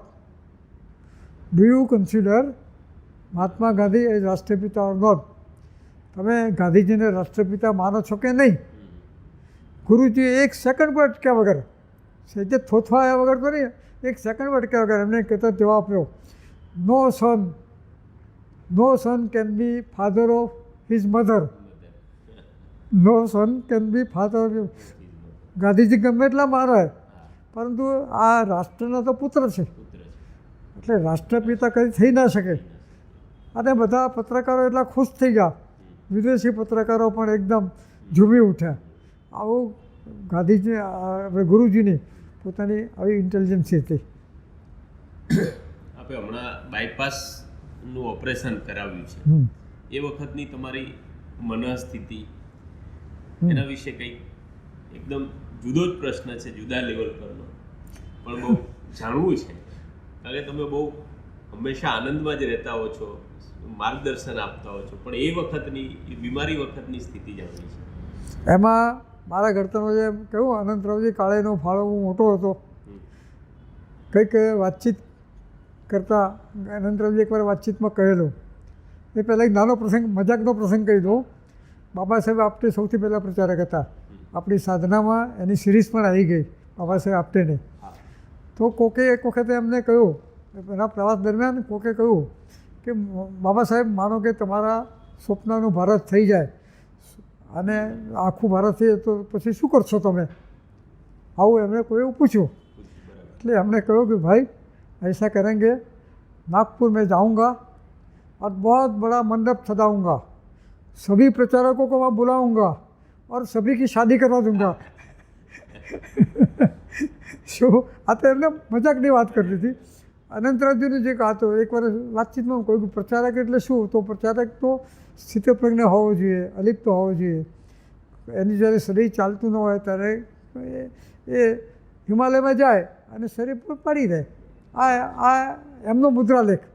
ભાઈ કે બધા આવું કરી શકતા નથી, શક્ય પણ નથી. મારી પણ પોતાની વ્યક્તિગત માન્યતા એવી હતી કે સામાન્ય 75 વર્ષ પછી, 75-80 વર્ષ પછી કોઈ ઓપરેશન કરાવવું ના જોઈએ, જે કંઈ થાય બધું ભોગવી લેવાનું. ખબર નહીં કોણ જાણે કેમ અચ્છા મને આ પહેલાં એક પણ વખત હાર્ટ એટેક નહીં આવેલો, એક પણ વખત નહીં આવેલો. પહેલાં બધું એન્જિયોગ્રાફી 2005માં થયેલી ત્યારે નોર્મલ હતું. દર વર્ષે મેડિકલ ચેકઅપમાં પણ ઇકોમાં બધું નોર્મલ આવે. આ વખતે એન્જિયોગ્રાફીમાં 2 નળી પેલી થયેલી, એને શનિવારે એન્જિયોગ્રાફી થઈ 23 તારીખે. સાંજે ડૉક્ટરે મને પૂછ્યું કે શું કરવું છે આમ તેમ. મેં એ વખતે આપણા જે પ્રાંત પ્રચારકજી છે ચિંતનભાઈ, એમની સાથે વાત કરી લીધી અને મેં કહ્યું જુઓ, મારી તો માનસિક તૈયારી છે, બાકી ડૉક્ટર તરીકે તમે ડિસિઝન લો. ડૉક્ટરને કહ્યું કે તમે ડિસિઝન લો, બાકી મારી માનસિક તૈયારી છે. ખબર નહીં મારા મનમાં આવું કેમ આવ્યું, કારણ હું પહેલાં તો એવું માનતો હતો કે 75-80 વર્ષ પછી લાંબુ જીવનની શું જરૂર છે, જે જ્યારે આવે ત્યારે વધાવી લેવાનું. પણ ખબર નહીં કેમ એ વખતે અને ત્યાર પછી પણ કોઈ દિવસ મને આના વિશે મનમાં કોઈ સંકોચ થયો નથી કે અફસોસ થયો નથી. કારણ કે મારો એક સ્વભાવ છે કે ભાઈ ગણ્યું છે પ્યારું પ્યારાએ અતિ પ્યારું ગણી લેજે, અરે પ્રારબ્ધ તો ઘેલું રહે છે દૂર માગે તો ન માગે દોડતું આવે ન વિશ્વાસે કદી રહેજે. આવી એક ગુજરાતીમાં છે અને આ પ્રારબ્ધ છે. તો આ મારા મનમાં પહેલેથી થસી ગયેલો. એના મૂળ અનંતરાવજીના જે વિચારો હતા અથવા એમનું જે જીવન હતું, જીવન ઉપરથી દાખલા તરીકે હું સંઘમાં આવે પહેલાં એ સિદ્ધપુરમાં પ્રચારક હતા. મારો નોકરી પણ સિદ્ધપુરમાં એક વર્ષ માટે હતી. ત્યારે મેં જોયું કે સિદ્ધપુરમાં એમને દેવ ગણનારા લોકો હતા. વ્યક્તિ માણસ જ હતા, દેવ નહોતા, નક્કી હતો, પરંતુ દેવ ગણનારા માણસો પણ એમને હતા. એટલું એમનું ઉદ્દાત્ત જીવન હતું. આ ઉદ્દાત્ત જીવનનું છાયા, મારા વિચારો ઉદ્દાત્ત જીવનની છાયા એ મારા ઉપર પડી અને મને લાગે છે, તમે કહ્યું એટલે મારા મનમાં વિચાર આવ્યો, એટલે મને લાગે છે કે આના કારણે જે કંઈ આવે હસતા હસતા ભોગવવું. આપના પર પ્રભાવ પાડ્યો હોય એવા કોઈ પુસ્તકો, સમજો કોઈ પુસ્તકો હા. જેણે આપના પર ખૂબ પ્રભાવ પાડ્યો હોય? એક તો ડૉક્ટર સાહેબની જીવની છે એક વાત. એ ડૉક્ટર બહુ હવે તો બહુ મોટી મોટી જીવનીઓ થઈ ગઈ, એ વખતે બહુ નાની જીવની છે અને એને અસર બહુ મોટી હતી. બીજું મને પહેલાંથી વાંચવાનો શોખ, એટલે વાર્તાઓ બહુ વાંચું. આજે પણ કોઈ વાર્તાની ચોપડીઓનું તરત વાંચું. તમને આશ્ચર્ય, મેટ્રિકની પરીક્ષાના આગલા પરીક્ષા વચ્ચે એક બે રજા આવતી હતી, તો રજાના દિવસે હું કોઈ ચોપડીવાળાની દુકાને ગયો અને ત્યાં બેઠીને એને બુક સ્ટોરમાંથી જ એક આખી ચોપડી આખા દિવસ પૂરું કરી દીધી. એટલે વાંચવાનો શોખ મને, એટલે સંઘ સાહિત્ય વગેરે વાંચું. કોઈ પર્ટિક્યુલર અમુક એવો નહીં, પરંતુ પ્રત્યક્ષ જીવનમાંથી. દાખલા તરીકે એક બાય ધ વે કાશીનાથજી બાગવડે કરીને હતા, એક પ્રચારક, કાર્યાલય પ્રમુખ હતા. એમનું પણ જીવન ખૂબ સારું, એકદમ અતિશય કષ્ટમય જીવન, તિતિક્ષા કહીએ ને, તિતિક્ષાભર્યું જીવન. એની પણ મારા પર બહુ અસર થઈ.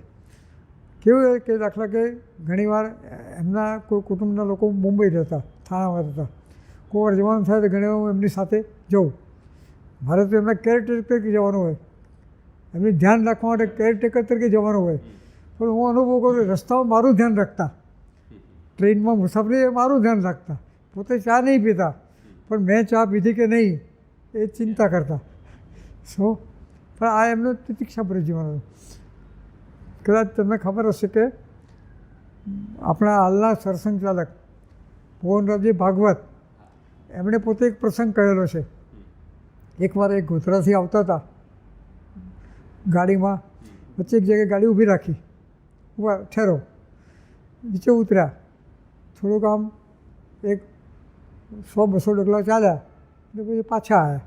હવે બેટર કે ચલો.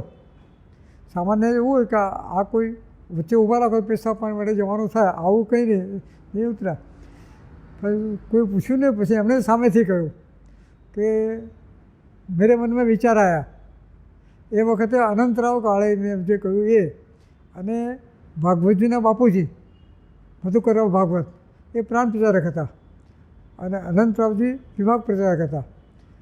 એ કે અમે વાતો કરતા કે નડિયાદથી ડાકોર જવું હોય 40 કિલોમીટર થાય લગભગ આશરે. નડિયાદથી ડાકોર જવું હોય તો નડિયાદથી થોડી ખારી સિંગ વગેરે લઈ લે અને રસ્તામાં જે કંઈ આવતા હોય ખેતરો આ તે એમાં પેલી કેરીઓ લટકતી હોય, કાચી કેરીઓ ખટમીઠી, મીઠી તો ને ખાટી હોય, એ પાડી લે 2-4 અને એની સાથે આ સિંગ ખાતા. આવું મધુકરજીએ મોહનજીને વાત કરી કે આ પ્રકારે આવું કે મને પ્રસંગ યાદ આવ્યો અને પછી મને યાદ આવ્યો એટલે હું ઉતર્યો અને આ રોડ ઉપર ચાલતા જતા હતા એટલે મને યાદ આવ્યો. પછી એક મારા મનમાં વિચાર આવ્યો કે એ વખતની દશા શું હતી, સંઘની દશા અને અત્યારની દશા શું છે. હું આજે એસી ગાડીમાં ફરું છું. પછી કહેતા કે લેકિન સંઘ કી દશા બદલી હૈ, દિશા બદલી નહીં હૈ, દિશા વહી રહી હૈ. આવું એમનું વાક્ય. આપણે સરસ સંઘ અને સાધના બંને વિશે વાત કરી. છેલ્લે પણ તમે કહ્યું કે સંઘ કી જોરથી દશા બદલી હૈ, દિશા નહીં. હા, તો સાધનાની દિશા અત્યારે એના માટે સાધના માટે કંઈક સૂચનો આપ નાખો. હા, એવું છે.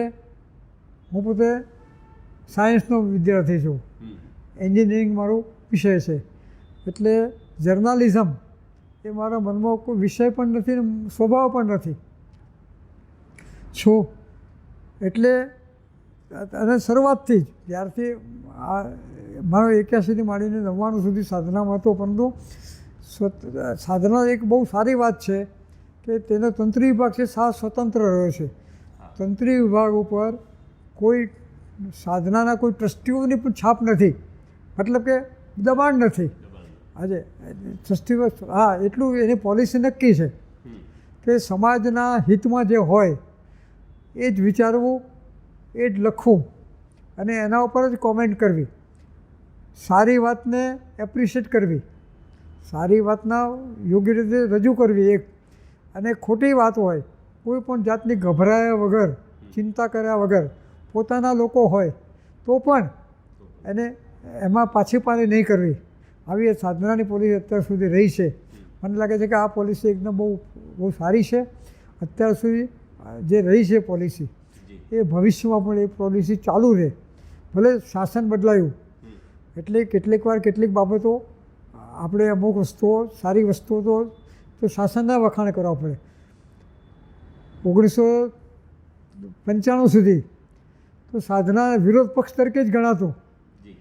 95-96માં જ્યારે ભાજપની સરકાર આવી ગુજરાતમાં ત્યાર પછી પણ તો સાધનાની પોલિસીમાં બદલ થયો નથી.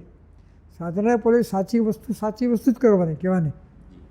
તમને એક દાખલો યાદ આવ્યો એટલે કે હું સાધના ઓફિસ વડે એકવાર મારો ફોન આવ્યો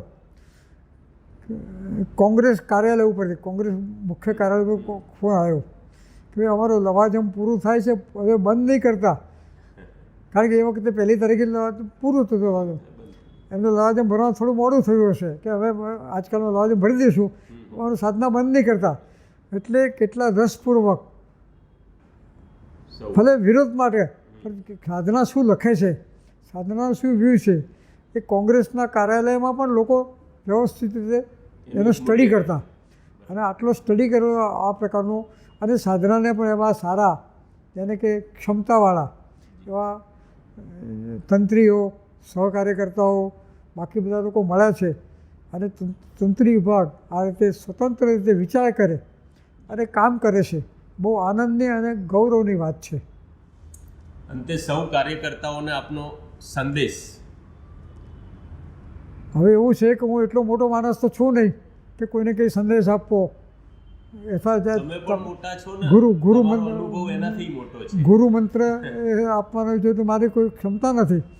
ફક્ત મને જે મનમાં લાગ્યું કે શીખવાની દૃષ્ટિ હંમેશા રાખવી. કોઈના પણ પાસેથી કંઈ પણ વસ્તુ, દરેક પાસે દરેકમાં કંઈને ગુણ હોય છે, અવગુણ હોય છે. તો તેને કહે કે આ પ્રકારે કોઈને પણ સદ્ગુણો લેવા, આપણે અવગુણો નહીં લેવા. અયોગ્ય પુરુષો નાસ્તિ, એ જે કહેવાય અયોગ્ય પુરુષો નાસ્તિ, એ નાસ્તિ મૂલમ અનુશોધમ. કોઈ વનસ્પતિ એવી નથી જેનો દવા તરીકે ઉપયોગ ના થાય, કોઈ વ્યક્તિઓ નથી જેનો સમાજના કામ માટે ઉપયોગ ના થાય. ફક્ત એના અવગુણો છે, ખૂણાઓ છે, આપણને નડે નહીં એવી રીતે કામ કરવું. કારણ કે સમાજમાં તો ઘણા લોકો, દરેક પ્રકારના લોકો મળવા. દાખલા તરીકે મને યાદ આવ્યું, એકવાર પ્રચારક એક સાધના કાર્યકરોની બેઠકમાં હું બધો પૂછતો હતો ક્યારે લવાજમ કેવું છે, આમ છે તેમ છે. તો એક તો જેને કે આજીવન લવાજમની યોજના હતી, તો શુભેચ્છક લવાજમ હતી, તો એક તો 500 રૂપિયા હતા.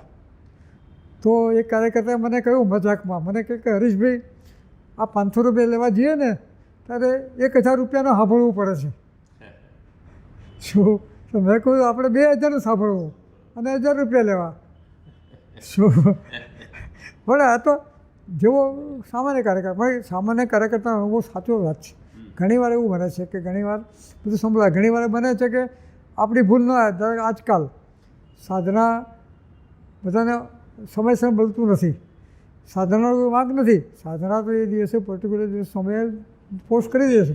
ટપાલ ખાતાના કારણે, ટપાલ ખાતાની પણ તકલીફો ઘણી છે, એના કારણે નથી મળતું. એટલે હવે આપણે વેબસાઇટ પર મોકલે છે. એટલે અત્યારે જે સાધનાએ નવું આયામો ચાલુ કર્યા. પહેલાં તો હાથે લખવું પડતું, જે પ્રેસ હતું એમાં તો પેલા બીબા ગોઠવવા પડતા, કમ્પોઝ કરવું પડતું. એમાંથી કોમ્પ્યુટર ઉપર આવ્યા અને એમાંથી વેબસાઇટ ઉપર આવ્યા. એટલે આ બધી પ્રગતિ થાય એમાં આપણે છેલ્લામાં છેલ્લી ટેકનિકનો ઉપયોગ કરવો. પરંતુ જે વાત કરી કે દિશા બદલાય નહીં, આનું ધ્યાન રાખીને કામ કરે. કાર્યકર્તાઓ પણ પોતાનો વ્યક્તિગત લાભનો વિચાર ન કરવો જોઈએ. દાખલા શરૂઆતમાં સાધના કાર્યકર્તાઓ જે કામ કરે તો એમને જે ખર્ચો આપવાનો હતો, સામાન્ય શબ્દોમાં કમિશન કહેવામાં આવે છે, હકીકતમાં કમિશન હતું નહીં. એને જે ખર્ચો થાય એ ખર્ચો ફક્ત એના આપવામાં આવતો અને એ કામ કરતા. હવે જ્યારે કામ મોટું થાય ત્યારે આટલું દરેકનું વ્યક્તિગત આવું કંઈ શક્ય ના બને. એટલે નક્કી કરવું પડે કે ભાઈ જે કામ કરે એના 2%, 5%, 10%, 15% આપવું. શું? એટલે કમિશનના બદલે ખરેખર તો સાધનાના કાર્યકર્તાઓ બિલકુલ જે ખર્ચો છે, ફક્ત ખર્ચો લઈને બાકીનું બધું કામ કરતા હોય છે. એટલે કોઈ કાર્યકર્તા મારી દૃષ્ટિએ પોતાના આર્થિક લાભ માટે કામ નથી કરતો. આર્થિક લાભ અરે સાધના એટલું આપતું નથી કે બીજા બધા પત્રિકાઓની સરખામણીમાં સાધના એટલું નથી આપતું જેનું જીવનયાપન થાય. પરંતુ વ્યવહારિક તરીકે પ્રેક્ટિકલ થઈને જેનો જે ખર્ચો થાય, ખર્ચો માથે ન પડે એટલા માટે એને આપે છે. એટલે કાર્યકર્તા હવે સિન્સિયરિટી કામ કરે. એની સિન્સિયરિટી સાધનાના કર્મચારીઓ પણ જોવી જોઈએ અને કર્મચારીઓ કેટલું બધું કામ કરે છે એનું ધ્યાન પણ સાધનાના કાર્યકર્તાઓ ફિલ્ડમાં છે એમને ધ્યાન રાખવું જોઈએ. આવો મારો મત છે. ખૂબ ખૂબ આભાર. ધન્યવાદ. મને પણ ફરીથી સંસ્મરણો વાગોળવાની મજા આવી ગઈ. તમે જે મને તક આપી સંસ્મરણો વાગોળવાની, એના માટે પણ આપનો ખૂબ ધન્યવાદ. નમસ્તે. તો હરીશભાઈએ આપણને કરેલી આ બધી વાતોમાંથી ખૂબ જ સારું માર્ગદર્શન આપણે મળ્યું છે. તેના પથ પર આપણે ચાલી અને આગળ વધીએ. ધન્યવાદ.